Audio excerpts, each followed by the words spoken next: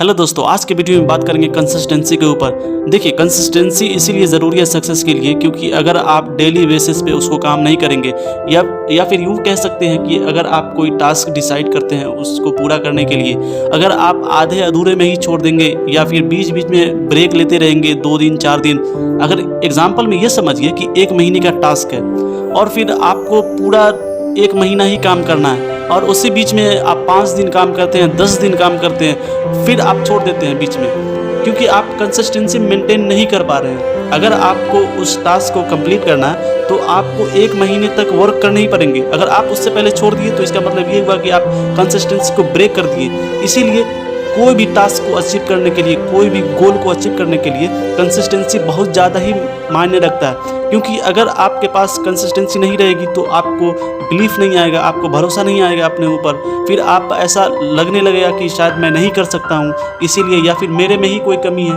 और बीच बीच में difficult time आता है तो उसके वजह से भी लगता है कि मैं नहीं कर पाऊँगा, इसीलिए कंसिस्टेंसी ब्रेक हो जाती है। तो सक्सेस पाने के लिए नंबर 1 हार्ड वर्क तो चाहिए ही चाहिए। उस हार्ड वर्क को डेली बेसिस पे करना, ये कंसिस्टेंसी कहलाता है। अगर आप पूरा लगातार काम नहीं करेंगे, एग्जाम्पल में मैं आपको बताया कि 1 महीने का टास्क है, अगर आप उसको कंप्लीट नहीं किए तो फिर आप 5 दिन में ही ब्रेक कर दिए, 10 दिन में ही ब्रेक कर दिए और उसके बाद फिर 10 दिन के बाद उस काम को स्टार्ट करते हैं, तो इसको कंसिस्टेंसी ब्रेक हो गया, मतलब आप सफलता से दूर जा रहे हैं। अगर आप किसी काम को डेली बेसिस पे करेंगे, रेगुलर काम करेंगे, आप कंसिस्टेंसी बनाए रखेंगे, तो फिर आपको खुद आपके लाइफ में चेंजिंग आता रहेगा। एग्जाम्पल में अगर आप एक चैप्टर पढ़ते हैं और उसी तरह अगर 10 चैप्टर आपको कंप्लीट करना है, पहला आप एक चैप्टर कंप्लीट किए, दूसरा आप दूसरा चैप्टर कंप्लीट किए, फिर इसी तरह 2-3 तक जाते हैं, 4 तक जाते हैं, फिर आप रुक जाते हैं, फिर आप 4 दिन बाद स्टार्ट करते हैं, या फिर आप दूसरे सब्जेक्ट में घुस जाते हैं उसको ना पूरा करके, जो कि टास्क था आपको पहले कंप्लीट करना। तो कंसिस्टेंसी मेंटेन रखेंगे तो आपको खुद पता चलेगा कि आपके लाइफ में चेंजेस आ रहे हैं। लेकिन क्वेश्चन ये है कि हम लोग कंसिस्टेंसी को आखिर फॉलो क्यों नहीं कर पाते। तो चलिए, इसका 5 रीज़न है जो मैं आपको बताऊंगा कि हम लोग कंसिस्टेंसी को फॉलो क्यों नहीं कर पाते हैं, या फिर कोई भी टास्क को ख़त्म करने के लिए रेगुलर वर्क क्यों नहीं कर पाते। सबसे पहला है दोस्तों, टू मैनी डिस्ट्रैक्शन। मतलब जब भी आप कोई टास्क करते हैं तो बीच बीच में कोई डिस्ट्रैक्शन आ जाता है। एग्जाम्पल में यूँ समझिए कि आप कोई चैप्टर पढ़ रहे हैं, फिर आपके पास मोबाइल है, फिर मोबाइल पे कोई नोटिफिकेशन आता है, फिर आपको लगता है कि शायद इंपॉर्टेंट नोटिफिकेशन होगा, कोई किसी ने भेजा होगा, तो चलिए मैं देख लेता हूँ। जब आप मोबाइल ओपन करते हैं तो फिर 5 मिनट से 50 मिनट कब बदल जाते हैं, 50 मिनट से 2 घंटा कब बदल जाते हैं, आपको पता ही नहीं चलता है। मतलब जो भी आप काम कर रहे थे, जो भी आप टास्क कंप्लीट कर रहे थे, फिर उस टास्क को ब्रेक करके आप उस मोबाइल पे फोकस कर दिए और उसने आपका 2 घंटा ले लिया टाइम, 1 घंटा टाइम ले लिया। तो ये डिस्ट्रैक्शन के वजह से सबसे पहले तो आप कंसिस्टेंसी ब्रेक कर दिए डिस्ट्रैक्शन के वजह से। और दूसरा रीज़न ये है कि फोकस नहीं है किसी भी काम पे। जब भी आप कोई काम करते हैं, अगर आपका उस पर फोकस नहीं रहेगा, इसीलिए फोकस होना ज़रूरी है कि एक्चुअली आप करना क्या चाहते हैं, या फिर आप जो भी काम कर रहे हैं उस पर फोकस है कि नहीं आपका, ये बहुत इम्पोर्टेंट है। अगर आपका फोकस किसी काम पे नहीं रहेगा तो फिर आप कंसिस्टेंसी ब्रेक कर देंगे। और तीसरा रीज़न ये है कि नो कमिटेड, मतलब आप कोई काम कर रहे हैं और आप अपने आप को कमिटेड ही नहीं है कि उस काम को मैं पूरा करूंगा, या फिर आप चाहते ही नहीं है कि मैं उस काम को करूं, तो फिर कंसिस्टेंसी ब्रेक हो जाती है इसमें, क्योंकि आपका मन ही नहीं करता कि मैं उस काम को कंप्लीट करूं या फिर उस काम को करूं।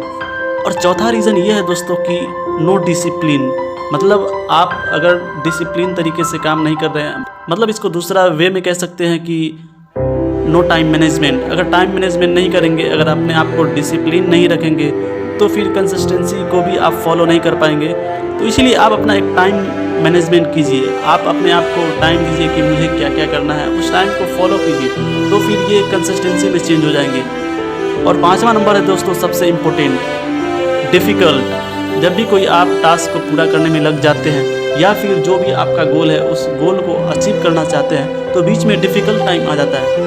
आप 5 दिन काम किए, 10 दिन काम किए, 1 महीना काम किए, लेकिन उस काम को करने में आपको 1 साल जहां लगेगा, वो आप सिर्फ 1 महीना 2 महीना में ही चाहेंगे कि उसको मैं कंप्लीट कर लूँ। तो उस टाइम में आपको डिफ़िकल्ट टाइम आएगा और आपको लगने लगेगा कि शायद मुझसे नहीं होगा या फिर मैं नहीं कर पाऊँगा।